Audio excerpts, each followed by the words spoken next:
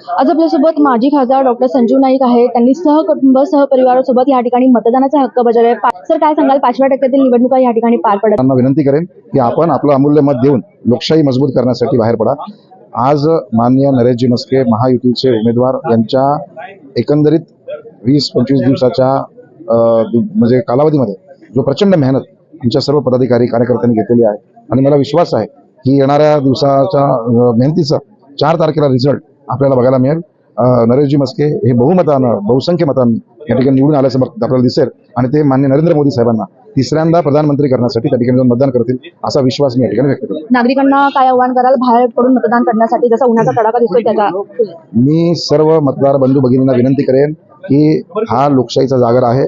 आपल्याला दिलेली ही ताकद आहे, याच्यातून देशाचं भवितव्य घडत असतं आणि म्हणून आपण आपलं अमूल्य मत उतरा आणि योग्य उमेदवाराच्या बाजूला आपण टाका, अशा पद्धतीची विनंती